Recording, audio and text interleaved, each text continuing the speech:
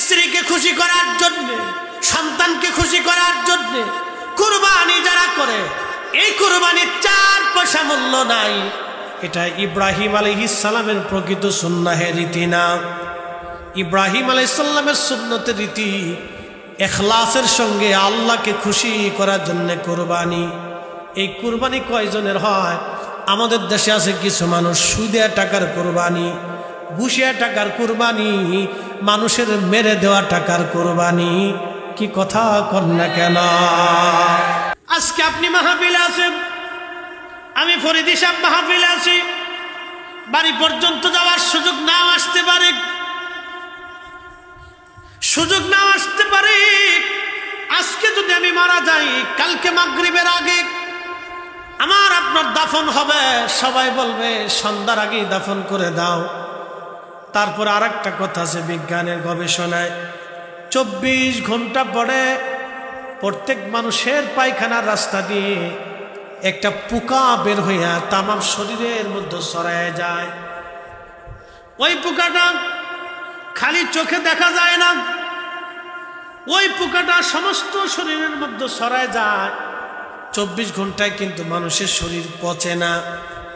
ওই পোকাটা পায়খানার রাস্তা থেকে বের হয়ে আসে, পেটের ভিতর থেকে সারা শরীরের মধ্যে ছড়ায়া পচা দুর্গন্ধ, বিশ্রী দুর্গন্ধ মানুষের মধ্যে ছড়ায় যায়। যেই প্রাণের স্ত্রীর জন্য আপনি সুদ খাইলেন, ঘুষ খাইলেন, অন্যায় করলেন, সেই স্ত্রীও তাড়াতাড়ি বলবে দাফন করে দেন, গন্ধ গন্ধ ছড়ায় গেছে, গন্ধ ছড়াইছে। যে সন্তানের জন্য হারাম খাইছেন, ওই সন্তান বলবে গন্ধ, বাবারে তাড়াতাড়ি কবরে দিয়ে দেন।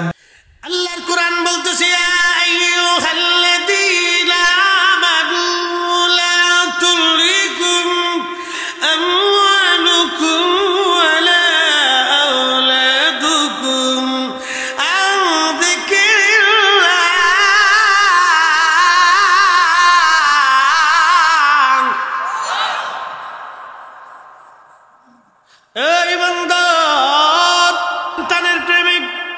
সন্তানের মোহে সম্পদের প্রেমে পড়ে আমি খোদা থেকে, আমি মালিক, আমি আল্লাহর জিকির থেকে তুমি জুদা হইও না, আমি আল্লাহর জিকির থেকে জুদা হইও না, নামাজ থেকে জুদা হইও না, হক হালাল থেকে জুদা হইও না, রোজা থেকে জুদা হইও না, সামর্থ্য যদি হয় হজ করা থেকে, যাকাত দেওয়া থেকে জুদা হইও না। ওয়াইদা তুলিয়াত আলাইহিম আয়াতুহু যাদাতুহুম ঈমানা।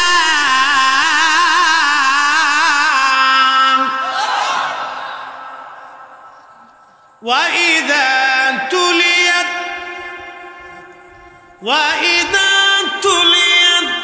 আলাইহিম আয়াতুহু যাদাতুহুম ঈমানা।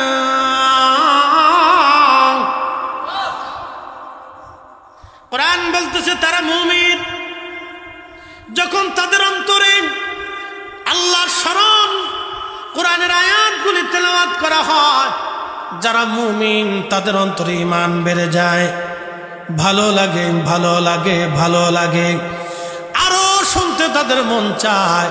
আর যারা কমিন বেঈমান, কোরআনের আলোচনা শুনলে তাদের গায়ে জ্বালা ধরে যায়। কথা কোন ঠিক কিনা? সত্যিবাসী মা বোনেরা শুনিয়া যান, এই জন্য প্রত্যেক ঘরে ঘরে কোরআনের আওয়াজ দরকার।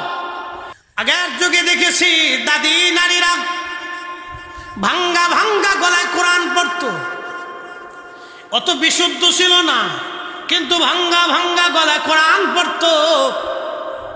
যদিও এত বিশুদ্ধ ছিল না, কিন্তু ইখলাস ছিল অন্তরের মধ্যে, এত বেশি ইখলাস ছিল, তারা প্রত্যেক দিন সকালবেলা কোরআনের আওয়াজ দিত। প্রত্যেক ঘরে যদি সূরা বাকারা তেলাওয়াত হয়, মনে রাখবেন সূরা বাকারা প্রত্যেক ঘরে যদি তেলাওয়াত হয়, ওই ঘরে জিন, ভূত, প্রেত, শয়তান, বদমাশ, বালা মুসিবত ওই ঘরের ভিতরে প্রবেশ করতে পারে না। একবার জোরে বলা যাবে কি মারহাবা। আলিফ লাম মিম যালিকাল কিতাবু লা রাইবা ফীহি হুদাল লিল মুত্তাকিন الذين يؤمنون بالغيب ويقيمون الصلاة ومما رزقناهم ينفقون والذين يؤمنون بما أنزل إليك وما أنزل من قبلك وبالآخرة هم يوقنون সূরা বাকারা যদি কেউ তেলাওয়াত করে জিন ভূত শয়তান তার ঘরের মধ্যে আসবে না, বালা আসবে না। আর একটা আয়াত আছে কোরআনের ভিতরে সূরা বুখারী সহিহ বুখারী শরীফের ভিতরে ফাজাইলুল কোরআনের ভিতরে এসেছে।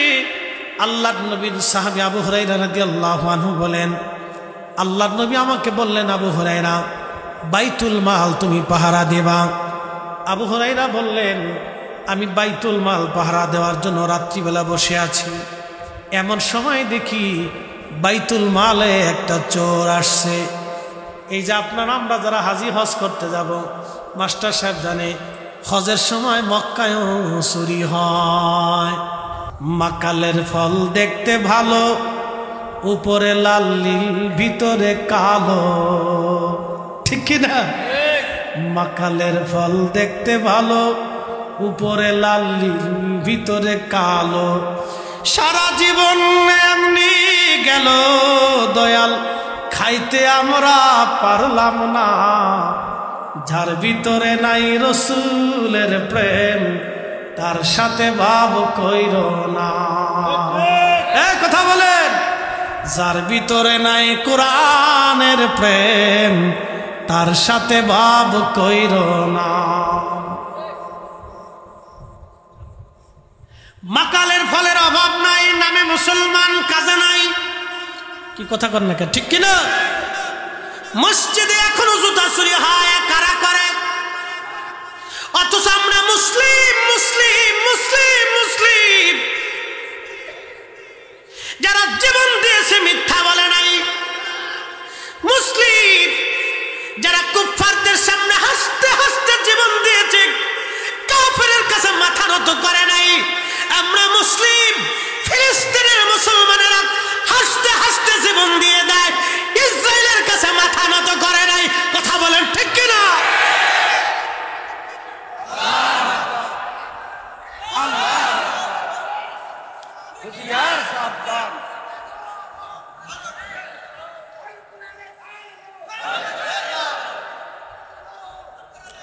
প্রিয় মুসলমান আমার, খুব মনোযোগ দিয়ে 30 থেকে 40,000 মুসলমান ফিলিস্তিনে আজ শহীদ হয়ে গেছে।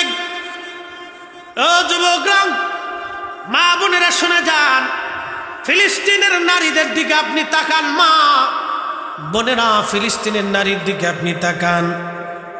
মা সন্তান মরে গেছে কোলের মধ্যে, ছিন্ন বিচ্ছিন্ন সন্তানের লাশ, কিন্তু মা হেজাব ছেড়ে দেয় নাই।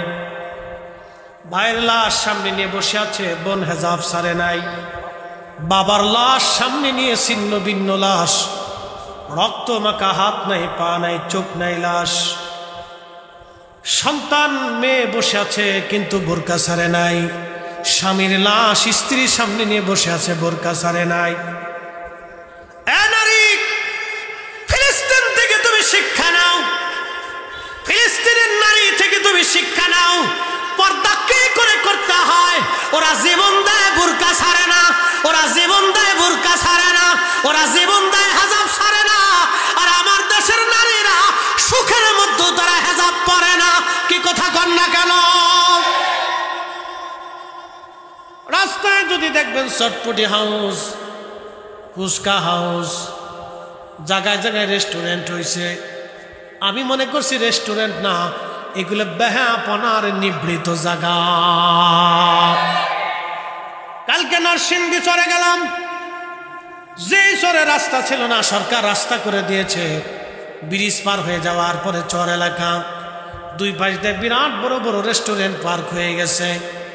মুসল্লিরা বলল, হুজুর প্রত্যেক দিন বিকেল বেলা হাজার হাজার নারী পুরুষ, যুবক আর যুবতী, বুড়া মানুষ তো আর যায় না, একশের যুবক আর যুবতী, ফুচকা হাউস, রেস্টুরেন্ট, এটা সেটা।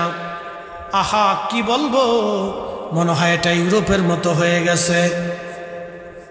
নারীরা ঘর থেকে বের হইয়া পুরুষের সাথে রেস্টুরেন্টে যায়, যারা গল্প করে খাবার খায়, ও নারী জাতির কলঙ্ক। ওই নারীর ভিতর থেকে আগামীর মুসলমান, ভালো কোনো মুসলমান আশা করা যায় না। কথা বল না কেন? পৃথিবীর বড় বড় বিবেকগুলি আজ নিঃসুপ, পৃথিবীর বড় বড় সেনাবাহিনীগুলি আজ নিঃসুপ, পৃথিবীর বড় বড় আমির উমরারা আজ নিঃসুপ।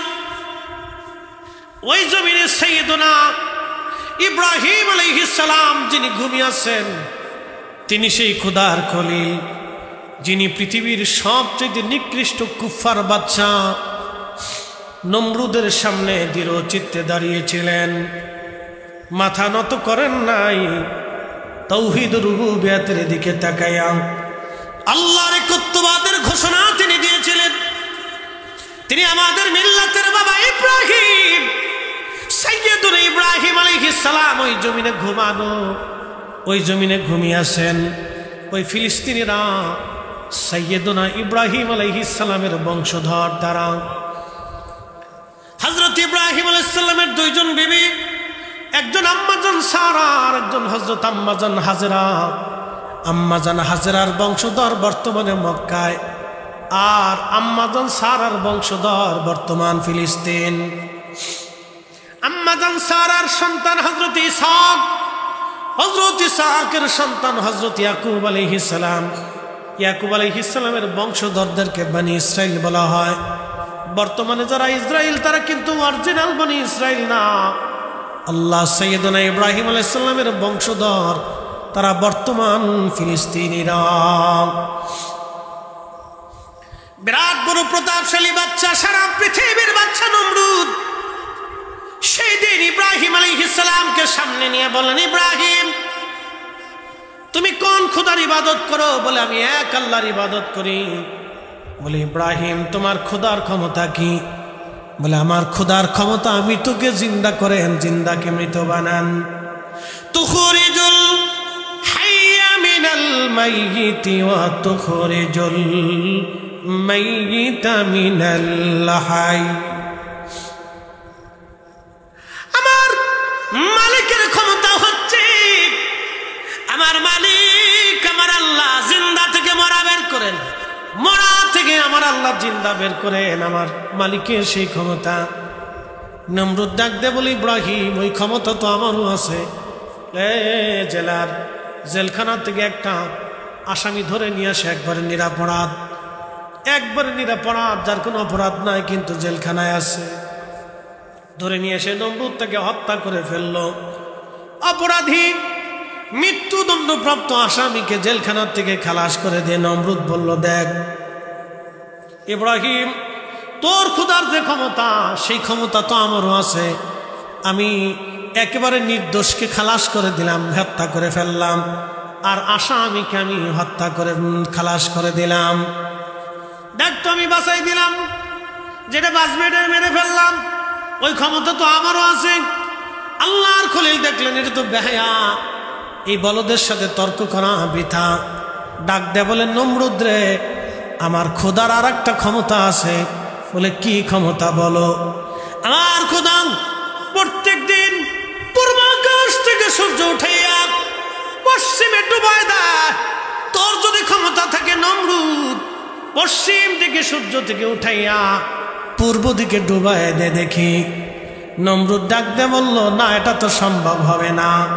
নমরুদ জানে সূর্য পশ্চিম থেকে পূর্ব দিকে উঠানোর কোনো সুযোগ নমরুদের নাই। ওই দিন সারা পৃথিবীর বাচ্চা ছিল নমরুদ।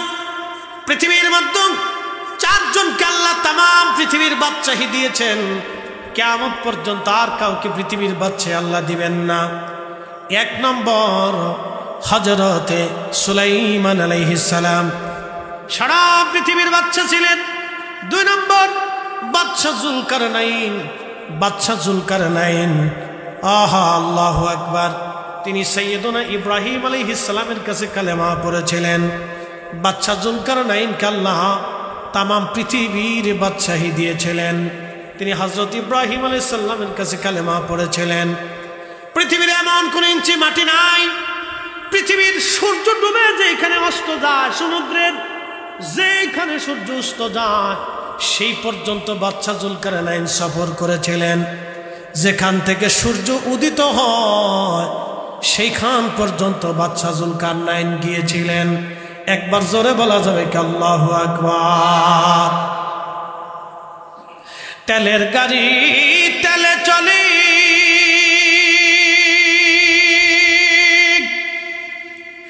হাওয়ার গাড়ি হাওয়ায় উড়ে, তেলের গাড়ি তেলে চলে, হাওয়ার গাড়ি হাওয়ায় উড়ে, বিনা তেলে চালায় গাড়ি নবী সুলাইমান। আমরা সেই মুসলমান, আমরা সেই মুসলমান। যেখান থেকে সূর্য উদিত হয় যুলকারনাইন সেই পর্যন্ত সফর করেছিলেন। এর সীমানা জাপান, এরপরে উত্তর কোরিয়ার কোনাকুনি দিয়ে রাশিয়ার একটা ভূখণ্ড, যেখানে এখন আর যাওয়া সম্ভব না। এটা খুব দুর্গম এলাকা। এর পাশে জনপদ ছিল। এই জনপদে একটা জাতিকে তিনি পেয়েছিলেন, সে জাতির নাম ইয়াজুজ আর মাজুজ। নূহ আলাইহিস সালামের 4টে বেটা ছিল, 4টে সন্তান। একটা সন্তানের নাম হাম, সাম, ইয়াফেস এবং কেনান। আবার বলি হাম, সাম, ইয়াফেস এবং কেনান। এই হাম এবং সাম, কেনান কাফের হয়ে মারা গেল, মহাপ্লাবনে ডুবে মারা গেল। আর একটা সন্তানের নাম ইয়াফেস। এই ইয়াফেসের বংশধর হলো ইয়াজুজ মাজুজ। ইয়াজুজ মাজুজের দৈর্ঘ্য হবে 120 গজ, বড় বড় লম্বা, খুব বড় বড় জোয়ান মধ্য হবে, খুব বিভৎস হবে তারা। তাদের চুল দাড়িগুলি থাকবে লাল আর কালো, আমাদের চুল দাড়ি লাল আর সাদা। আর ইয়াজুজ মাজুজের চুল দাড়ি থাকবে লাল আর কালো, তাদের চেহারা হবে বিভৎস, সুঠাম দেহের, বিরাট বড় শক্তিশালী। তারা পৃথিবীতে যখন আসবে, ঈসা আলাইহিস সালাতু ওয়াস সালাম যখন দুনিয়াতে আসবেন, পৃথিবীর কিয়ামতের আগে দুনিয়াতে আসবেন, ভূমধ্য সাগর, আরব সাগর থেকে শুরু করে পৃথিবীর বড় বড় সাগরের পানিগুলি তারা খেয়ে শেষ করে ফেলে দিবে। এত পরিমাণে তারা হবে, এত শক্তিশালী তারা হবে, পৃথিবীর মানুষ মেরে মেরে একবারে মিসমার করে দিবে। সেই দিন শুধু পাক্কা ইমানদার ছাড়া আর কেউ বাঁচবে না। একসাথে বলবেন আল্লাহু আকবার। না না, আরো জোরে বলেন আল্লাহু আকবার। মক্কা মদিনায় তারা ঢোকার সুযোগ পাবে না। আরো জোরে বলবেন আল্লাহু আকবার। দাজ্জাল মক্কা মদিনায় ঢুকতে পারবে না। সেই দিন পাক্কা ইমানদার ছাড়া আর কেউ বাঁচতে পারবে না। সেই ইয়াজুজ মাজুজ পৃথিবীতে আসতো, মাঝে মধ্যে আক্রমণ করতো, মানুষ মেরে ফেলতো। লোকেরা বলল, বাদশা যুলকারনাইন, আপনি দয়া করে আমাদের জন্য ওই মানুষগুলি থেকে বাঁচান, যারা বিভৎস এবং খুবই জালিম, যারা জুলুম করে, অন্যায় করে। এই জন্য পৃথিবীতে যারা জুলুম করে, অন্যায় করে, তারা ইয়াজুজ মাজুজের বংশধর। তাদের রক্তের মধ্যে ইয়াজুজ মাজুজের রক্ত আছে। এরা নিকৃষ্ট। আল্লাহ জুলুম বাসকে পছন্দ করে না। জুলুম অবশ্যই ধ্বংস হয়ে যাবে, ন্যায় পৃথিবীতে প্রতিষ্ঠিত হবে। কথা বলেন ঠিক কিনা? ফিলিস্তিন আবার বিজয় হবে। কথা বলেন ঠিক কিনা? ইসরায়েলের পণ্য কোকা কোলা, পেপসি, এই ফান্টা, তারপরে আরো কিছু কিছু প্রোডাক্ট আছে, তারপরে Nestle company, Nestle coffee toffee খান, এই ইসরায়েলের পণ্য, এগুলি খাবেন না, কিনবেন না, এগুলি বয়কট করবেন। পেপসি, কোকা কোলা, নেসলে কোম্পানির পণ্যগুলি, এই যে যারা জানেন না এখন জানতেছেন, এগুলি কিনবেন না, এটি ইসরায়েলের প্রোডাক্ট। আপনি 1 টাকা দিয়ে যদি কিনেন তাহলে বুঝলেন আপনি ফিলিস্তিনের ভাইয়ের বুকে গুলি করছেন, আপনি জুলুমে সাহায্য করছেন। কি কথা কন না কেন? জোরে বলেন। কষ্ট হচ্ছে আপনাদের? তাহলে একসাথে জোরে বলেন আল্লাহু আকবার। আমাদেরকে ন্যায়ের পথে থাকতে হবে। কথা বলেন ঠিক কিনা? হকের পথে থাকতে হবে। আল্লাহ কবুল করুক, বলেন আমিন। একটু দুরূদে বলেন আল্লাহুম্মা সাল্লি আলা।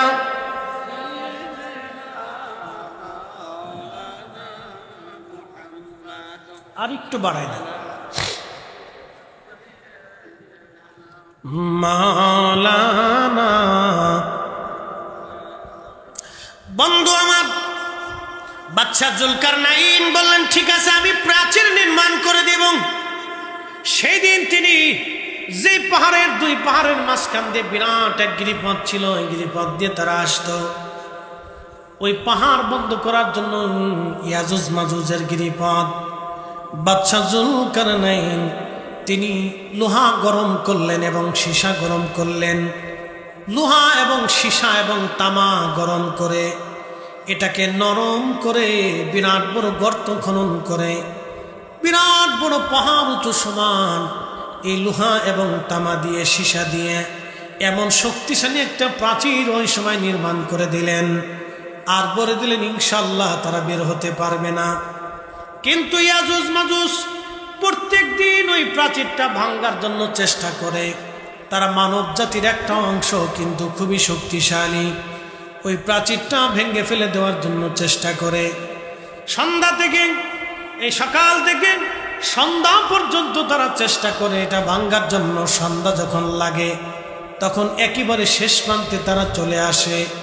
ওদের যিনি রাজা আছে, এই রাজা সর্দার, সে বলে যে চলো সন্ধ্যা লেগে গেছে, আগামীকাল আবার আমরা খুঁজবো, এই প্রাচীর ভেঙে আমরা পৃথিবীতে আক্রমণ করব। কিন্তু সকালবেলা এসে তারা দেখে পুনরায় সেই প্রাচীর আবার নির্মাণ হয়ে যায়। আল্লাহর নবী বললেন, কিয়ামতের আগে ঈসা রূহুল্লাহ আলাইহিস সালাম যখন দুনিয়াতে আসবেন, তখন ইয়াজুজ মাজুজ দুনিয়াতে আসার আর সময় আসবে। তখন ওই যিনি সর্দার থাকবে তিনি প্রাচীর ভাঙ্গার যখন সন্ধ্যাবেলা আসবে, সন্ধ্যা আসার সময় প্রাচীর ভেঙ্গে একেবারে শেষ প্রান্তে চলে আসবে, তখন ওই যিনি সর্দার থাকবে তিনি বলবে চলো আমরা ফিরে যাই, কালকে সকালবেলা আবার আমরা আসবো, ইনশাআল্লাহ কালকে আমরা এটা ভেঙে ফেলবো। এত কোটি লক্ষ বছর পার হয়ে যাবে, তারা ইনশাআল্লাহ বলবে না। হাজার হাজার বছর চলে যাবে, ইনশাআল্লাহ বলবে না। কিন্তু যেই দিন ইনশাআল্লাহ বলবে সেই দিন প্রাচীর তারা ভেঙে ফেলে দিয়ে দুনিয়ার মধ্যে তারা এত দ্রুত গতিতে ছড়ায় যাবে যে ভূমধ্য সাগরের মধ্যে কোনো পানি থাকবে না, কোনো নদীর পানি তারা অবশিষ্ট রাখবে না, সব খেয়ে দিয়ে একবারে সাবার করে দিবে। মানুষ মেরে মেরে সাফ করে ফেলবে, পৃথিবীতে বিভৎস লেগে যাবে, ইমানদার ছাড়া কেউ বাঁচতে পারবে না। সমস্ত মানুষেরা হযরতে ঈসা রূহুল্লাহ আলাইহিস সালামের কাছে যাবে, ওগো আল্লাহর নবী, আপনি তো এই নবীর উম্মত হয়ে আসছেন, আপনার দোয়ার বরকত আছে, ইয়াজুজ মাজুজের অত্যাচারে আমরা ধ্বংস হয়ে যাচ্ছি, পৃথিবী নিশ্চিহ্ন হয়ে যাচ্ছে, আপনি ওদের জন্য বদদোয়া করে দেন।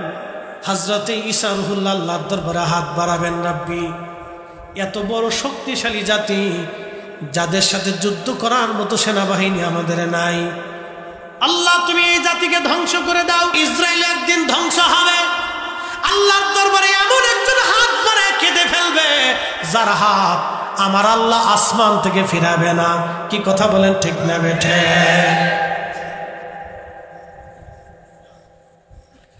মনোযোগ দেন, তখন আল্লাহর দরবারে হাত দোয়া কবুল হয়ে যাবে। ওদের ঘাড়ের উপরে এক ধরনের পোকা সৃষ্টি হবে, পোকা পোকা পোকা সৃষ্টি হবে ঘাড়ের উপরে। আমাদের ঘাড়ের এখানে দেখবেন একটা উঁচু জায়গা আছে, হাড্ডির মতো একটা জায়গা থাকে, এই জায়গাটা ওদের পোকার সৃষ্টি হবে।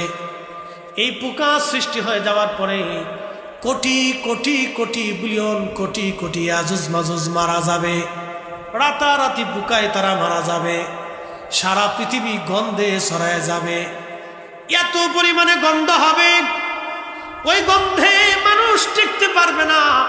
আবার তারা ঈসা রূহুল্লাহর কাছে যায়, বলবে ওগো আল্লাহর নবী, এত দুর্গন্ধ বেঁচে থাকা দায় হয়ে গেছে, আপনি এই পচা থেকে বাঁচানোর জন্য আল্লাহর দরবারে দোয়া করে দেন। আল্লাহর নবী ঈসা রূহুল্লাহ আলাইহিস সালাম হাত তুলবে, রাব্বি, সারা পৃথিবী গন্ধে ছড়ায় গেছে, আল্লাহ আপনি পচা সরায় দেন। মুসুলধারে একাধারে 7 দিন, মতান্তরে 40 দিন পর্যন্ত বৃষ্টি নামবে। আল্লাহু আকবার। না না, আরো জোরে, আরো জোরে, জোরে জোরে। বৃষ্টি কার রহমত? জোরে বলেন কার? ওই আপনাদেরকে আল্লাহ উপকূলবাসীদেরকে কষ্ট দেয়, কিন্তু সারা বাংলাদেশের মানুষকে আল্লাহ আরাম দেয়। আপনাদের এই কষ্টের বিনিময়ে সারা বাংলাদেশে আল্লাহ আরাম দিয়ে দেয়। ফসা গলা, ময়লা, আবর্জনা, বিবর্জনা, রোগ ব্যাধি বৃষ্টির সাথে আল্লাহ ভাসায় নিয়ে চলতে। 7 দিন মতান্তরে 40 দিন একাধারে আকাশ থেকে মুষলধারে বৃষ্টি হবে। ওই বৃষ্টির পানিতে ইয়াজুজ মাজুজের লাশগুলি ভাসায় ভাসায় আল্লাহ সমুদ্রে নিয়ে চলে যাবে। সারা পৃথিবী পয়জন মুক্ত হয়ে যাবে। আল্লাহ নবী বলেন, উম্মতেরা, হযরত ঈসা নবী এবং ইমাম মাহদী সারা পৃথিবীতে এইরকম ভাবে ন্যায় ইনসাফ প্রতিষ্ঠিত করবে। কোনো সুদ থাকবে না, ঘুষ থাকবে না, কারো জমিন অন্যায়ভাবে দখল করবে না, হত্যা হবে না, কারো মাথায় বাড়ি মারবে না, কারো অন্যায়ভাবে ঘুষি দিবে না, কারো জমিন কেড়ে নেবে না, কারো মেয়ে নিয়ে কেউ পালিয়ে যাবে না, কারো ইজ্জতে কেউ হাত দেবে না, কাউকে বকা দিবে না, কাউকে গালি দিবে না। এই অন্যায় জুলুম পৃথিবী থেকে নিশ্চিহ্ন হয়ে যাবে, মিসমার হয়ে যাবে সেই দিন। এমনকি কোনো পশুর সাথে সেই দিন জুলুম করবে না। আল্লাহ নবী বললেন, সেই সময় আল্লাহর জমিন আল্লাহ এত পরিমাণে নিয়ামত দিবে, এত পরিমাণে আল্লাহ বরকত দিবে যে একটা আনারের ফল দিয়া সারা গ্রামের মানুষকে শেষ করতে পারবে না। একটা গাভীর দুধ দিয়া সারা গ্রামের মানুষ খাবে, কিন্তু গাভীর দুধ সেই দিন শেষ হবে না। একবার জোরে বলা যাবে কি মারহাবা? বুঝতে অসুবিধা হয়? এই নিয়ামতটা একটা কারণে হবে, ন্যায়ের কারণে। আমাদের বাংলাদেশের মানুষের তকদির চেঞ্জ হয় না কেন জানেন? ন্যায় নাই। কি কথা বল না কেন? মামলা যে করে সে অর্ধেক মিথ্যা লেখে, অর্ধেক সত্য লেখে। মামলা করার আগে উকিলের কাছে যা পরামর্শ করে যে কিভাবে মামলা সাজাইলে মামলাটা জটিল হবে। মামলার শুরুটাই হয় মিথ্যা দিয়ে। বাংলাদেশের 100% মামলার 99% মামলা মিথ্যা। আমি কিন্তু খারাপ বলিনি, ডোন্ট মাইন্ড, খারাপ নিবেন। মামলার শুরুটা হয় মিথ্যা দিয়ে। তখন প্রশাসন চিন্তা করে এটার স্টার্ট হয়েছে মিথ্যা দিয়ে, এটা শেষও হবে মিথ্যা দিয়ে। এই জন্য সবাই কয় খালি মাল নিয়ে আসে।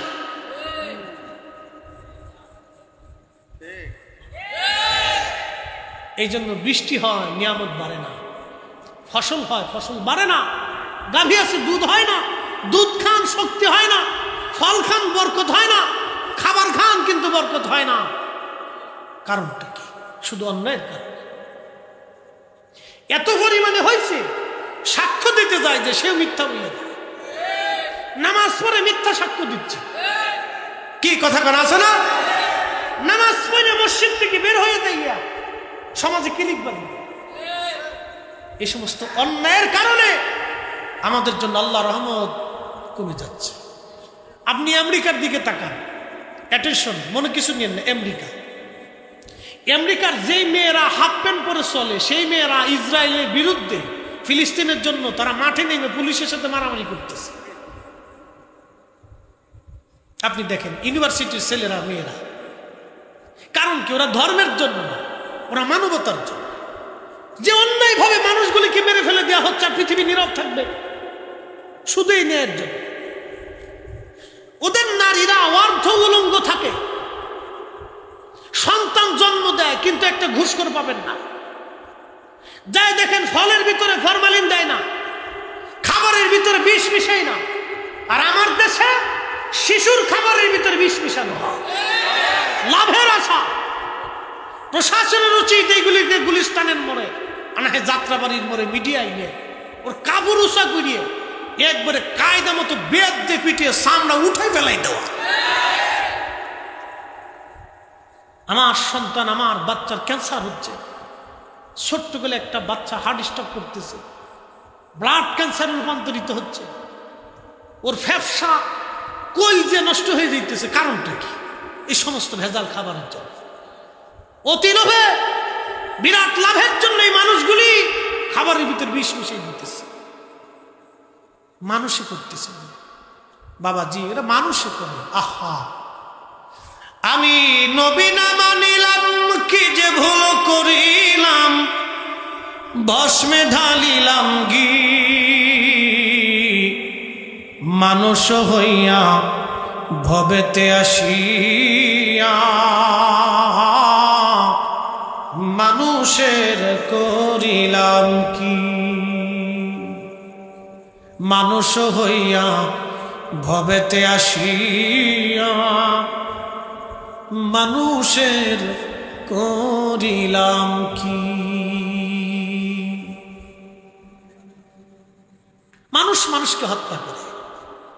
একটা ছোট্ট শিশু মেয়ে মানুষ থেকে নিরাপত্তা নেই। আপনার মেয়েটাকে 6 বছরের মেয়েটাকে রাস্তায় ছেড়ে দিয়ে রাতে ঘুমাতে পারবেন? কিসের ভয়? শিয়ালে নিবে না, কুত্তায় নিবে না, ওরা মানুষই নিয়ে যাবে। তার মানে অর্থ হচ্ছে আমরা পশু পাখি শিয়াল কুত্তার চাইতে নিকৃষ্ট হয়ে গেছি। আমরা মানুষ নামের মানুষ কলঙ্ক হয়েছি, মানুষ নামের মানুষ হতে পারি নাই। কথা বলেন ঠিক না?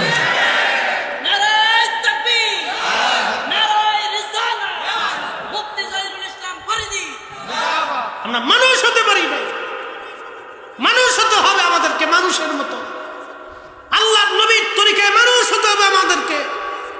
সাহাবীদের জামানাতে, সাহাবায়ে কেরামের জামানাতে যে মানুষেরা দিনে দুপুরে মানুষ জবাই করত, আল্লাহ রসুলের দর্শে বসে জীবন পরিবর্তন হয়ে গেল।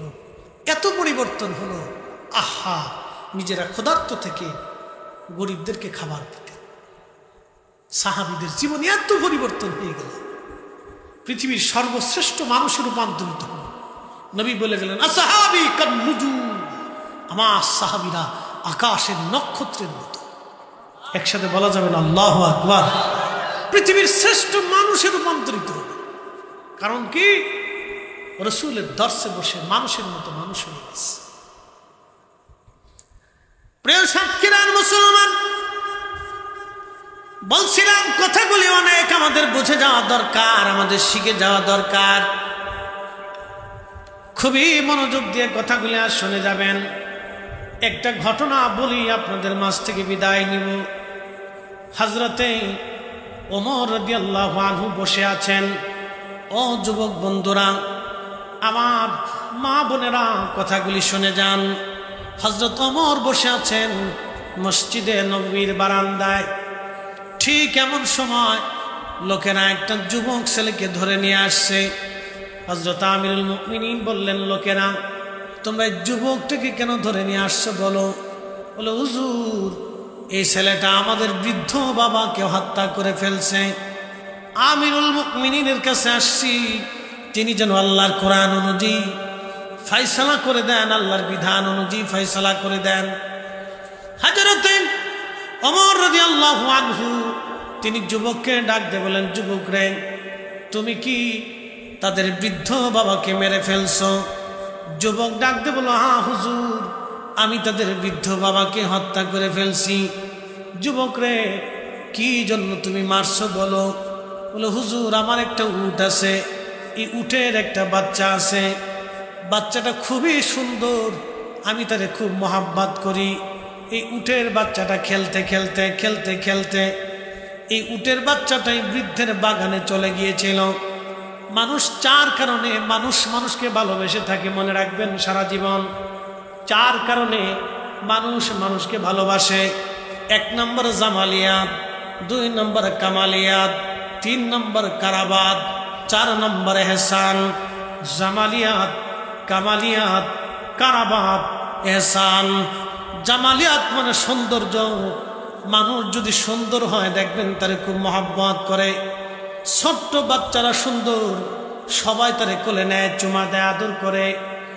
একটা বিড়ালের বাচ্চাও যদি সুন্দর দেখায়, মালিক তারে কোলে করে ঘুরে বেড়ায়। একটা ছাগলের বাচ্চা সুন্দর হলে মালিক তারে কোলে করে চুমা খায়।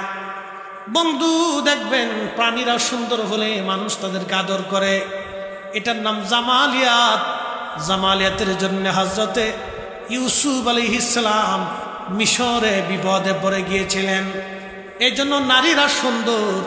আল্লাহ এই জন্য বলে দিলেন, নারীদেরকে বোরকার নিচে রেখে দাও, পর্দার নিচে রেখে দাও। পর্দা করাও বুরকার নিচে দিয়ে দাও, পর্দার আড়ালে দিয়ে দাও। নারী পর্দার আড়ালেই নিরাপদ থাকে, নারী পর্দার আড়ালেই নিরাপদ থেকে যায়। আজকে দেখলাম এই যে নির্বাচন, মনে কিছু নিবেন না, আমি নির্বাচনের বিরোধী না, একটা মার্কার নির্বাচন যাইতে যাই এক বুরকাওয়ালা বেডি এমন নাচা নাচতেছে, এই বুরকার ইজ্জত নষ্ট করে ফেলছে। যারা বুরকা পইরা নাচানাচি করে টিকটক করে, এইগুলির জুতা দিয়ে বাইরে নেওয়ার দরকার। ও আমার মায়ের বুরকার ইজ্জত নষ্ট করছে, আমার পর্দানিসীন বোনের বুরকার ইজ্জত নষ্ট করে দিয়েছে। বুরকা পরে যে টিকটক বানাচ্ছে, কতটা নিকৃষ্ট মনের অধিকারী, নিচু মন, ছোট লোকের বাচ্চা। প্রায় মুসলমান সাতক্ষীরা বাসী, কষ্ট হইতেছে আপনাদের? হ্যাঁ, সারাত না, একবার কম দেব না। কালকে হলো আমার জুমা, আবার পরের দিন ফজরের নামাজ পড়ি এই হজ ক্যাম্পে চলে যেতে, একটা জ্বালা আছে। যা হোক ইনশাল্লাহ এই একবারে কম সার্ভিস দিবার না, ভয় নেই। আমার সোহেল ভাই বলতেছে, ভাইজান হুজুর আপনি আসছেন, শুকরিয়া, আপনি আসাটা আমাদের জন্য ভালো, আপনি আসছেন, পাইছি আল্লাহর। আসলে এই অঞ্চলে আমার একটু আশাটা কম। আমি চট্টগ্রাম লেন, সিলেট লেন, এই ময়মনসিংহ লেন, এই অঞ্চলে বেশি প্রোগ্রাম আমার বেশি হয়। প্রত্যেক দিন সিজনে এদিকে আবার ওই বাদমাগরিব, বাদাসা, রাত্রে, মিড রাইতে 2-3টে করে হয়। তো যার কারণে এই টানে আমার আসতে অনেক দূরত্ব হয়, অনেক দূরত্ব হয় বিধায় অনেক সময় ইচ্ছা থাকলেও আমি নিতে পারি না, মানে বেশি কষ্ট হয়ে যায়। তারপর যা হোক আল্লাহর ইচ্ছা, আসতে হবে, ইনশাল্লাহ আসবে। আপনাদের এই লেনে মানুষ ওয়াজ শুনতে খুবই আগ্রহী, একসাথে বলবো না মারহাবা, একটা ভালো একটা দিক। তো মনোযোগ দেন, আমি শেষ দিকে চলে আসব, কথাগুলো একটু শোনার প্রয়োজন। এই যে কথা বলছিলাম আমরা, ওয়াজ কোথায় রাখছিলাম বলেন তো? জামালিয়াত, কামালিয়াত, কারাবাত, এহসান। জামালিয়াত মানে সৌন্দর্য। আমার রসুল এত সুন্দর ছিল, একসাথে বলবেন আল্লাহু আকবার। এত সুন্দর, পৃথিবীর কোনো মা এরকম সন্তান জন্ম দিতে পারে। বিশ্ববিখ্যাত ইমাম হাফিজুল হাদিস, আজ থেকে 450 বছর আগের মক্কার ইমাম, ইমামুল হারামাইন আশ-শরীফাইন মোল্লা আলী কারি মাক্কি হানাফি রহিমাহুল্লাহ, তিনি মক্কাতে দর্শ দিতেন 450 বছর আগে। ইমামুল হারামাইন মানে মদিনা এবং হারামে, 2 হারামের ইমাম ছিলেন তিনি। আল্লাহু আকবার। মদিনাতেও তিনি হাদিসের দর্শ দিতেন, মক্কাতেও তিনি হাদিসের দর্শ দিতেন। এত বড় মুহাদ্দিস ছিলেন, সেই জমানার হাফিজুল হাদিস ছিলেন। 1 লক্ষ হাদিস মুখস্থ ছিলেন। একসাথে বলবেন আল্লাহু আকবার। তিনি আমার রসুলের প্রশংসা একটা কিতাব লিখছেন, আল মাউরিদুর রাবি ফি মাউলিদিন নবী সাল্লাল্লাহু আলাইহি ওয়াসাল্লাম। মিলাদুন নবী নিয়ে আপনারা বিতর্ক করেন, এটা অনেকে বুঝে না। এটা এই বিতর্ক করে আমরা আরো মুসলমানদের ভিতর ভাগ করে দিচ্ছি। কি কথা বল না কেন? দলে দলে ভাগ করে দিছি। দেখেন 450 বছর আগের মক্কার ইমামুল হারামাইন তিনি মিলাদুন নবীর উপর কিতাব লিখছে, আমার মনে আছে। আল মাউরিদুর রাবি ফি মাউলিদিন নবী সাল্লাল্লাহু আলাইহি ওয়াসাল্লাম। উনারও 100 বছর আগে কিতাব লিখছেন আল্লামা ইমাম সুয়ুতি। তিনি মিশনের আল আজহার বিশ্ববিদ্যালয়ের তৎকালীন বিরাট বড় চ্যান্সেলর ছিলেন, 2 লক্ষ হাদিসের হাফিজ ছিলেন। তিনার কিতাবের নাম হুসনুল মাকাসিদি ফি আমালিল মাউলিদ, মিলাদুন নবীর উপরে লেখছেন। তারও 100 বছর আগে আল্লামা ইমাম শামসুদ্দিন জাজরি রাহমাতুল্লাহি আলাইহি মিলাদুন নবীর উপর কিতাব লিখছেন, আল মাউরিদুস সাদি ফি মাউলিদিল হাদি। একসাথে জোরে বলা যাবে না মারহাবা? চিন্তা করেন তো, এগুলো আমার কাছে আছে। এগুলি নিয়ে যারা ঝগড়া করে, এগুলো আমি মনে করি এগুলো ছোট লোকই এক ধরনের ব্যবসা, ছোট লোকই কথা। আইম্মা ইকরাম যেখানে সমাধান দিয়ে গেছে সেখানে আমাদের কলম দেওয়া উচিত না। এখানে মীমাংসিত বিষয়, এটা নিয়ে ঝগড়া করার কোনো সুযোগ নাই। আমরা এগুলি কইরা আমাদের ভিতর ফাটল সৃষ্টি করছি। আমরা যুবকদেরকে আলাদা করে দিয়েছি, বৃদ্ধদেরকে আলাদা করে দিয়েছি, মা বোনদেরকে আলাদা করে দিয়েছি। কি কথা কন নাকি, ঠিক কিনা? এগুলির কোনো মানে প্রয়াস নেই, কোনো সুযোগ নেই, সুযোগ দিবেন। তো মোল্লা আলী কারি মাক্কি রাহিমাহুল্লাহ তিনি এই কিতাবের মধ্যে রাসূল করিমের একটা শান লিখছেন। হযরতে মোল্লা আলী কারি মাক্কি বলেন, রাসূলের জামালিয়াত এত সুন্দর ছিল, হালিমাতুস সাদিয়া রাদিয়াল্লাহু আনহা সুদূর তায়েফ থেকে মক্কায় আসছে বাচ্চা নেওয়ার জন্য, ধাত্রী মা হওয়ার জন্য তিনি আসছেন। হযরতে হালিমাতুস সাদিয়া বলেন, দুনিয়ার মানুষ আমি মক্কায় আসলাম, সারা মক্কা খুঁজে খুঁজে দেখি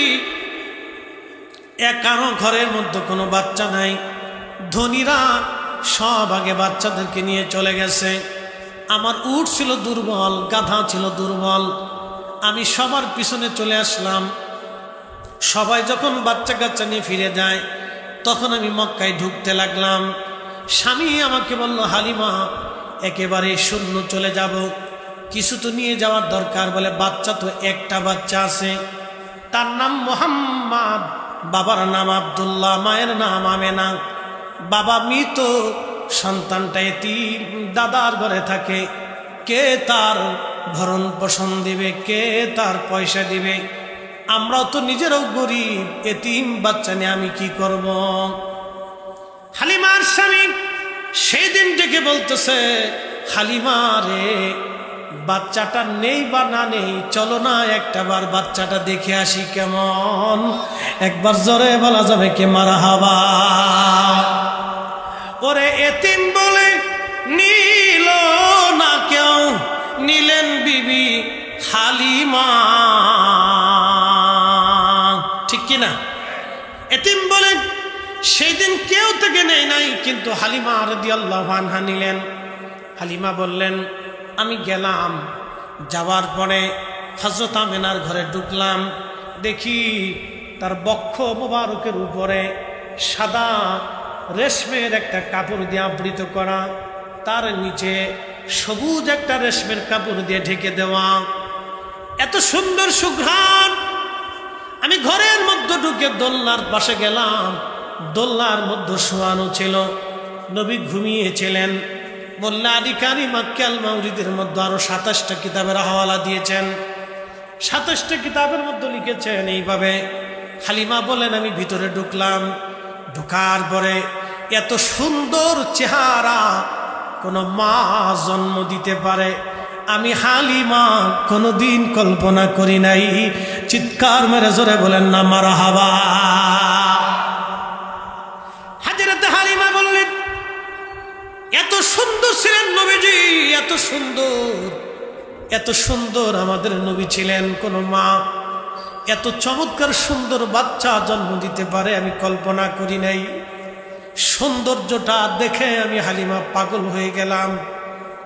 ঘুম থেকে জাগানোর জন্য আমি বুকের উপর থেকে রেশমের কাপড় সরাইয়া প্রিয় নবীজির নরম সব বক্ষ মোবারকে আমার হাত দিয়ে আলতো আলতো করে আমি মেসেজ করতেছিলাম। আল্লাহর নবীর ঘুম ভেঙে গেল, আমার চেহারার দিকে তাকাইয়া নবীজি মুস্কি হাসি দিয়ে ফেললেন। ওই হাসি এত সুন্দর, হালিমা বললেন, দুনিয়ার মানুষ আমি পাগল হয়ে গেলাম, এত সুন্দর হাসি, আমি পাগল হয়ে গেলাম। আল্লাহু আকবার। হালিমা বলতেছেন, দুনিয়ার মানুষ শোনো, আমি সুন্দর চেহারার দিকে তাকায় রইলাম, পবিত্র জুলফি মুবারক, এই যে আপনারা ভুরু দেখেন, এই জুলফি মুবারকের মাঝখানের যে কপালের অংশ, এই অংশ থেকে একটা নূর মুবারক বের হইয়া খিলালাস সামা, মধ্য আকাশ পর্যন্ত এই নূর চলে গেল। আমি হালিমা এই নূর মুবারকের দিকে তাকাইয়া, আল্লাহর নবীর দিকে তাকাইয়া বিমোহিত হয়ে দেখতে লাগলাম।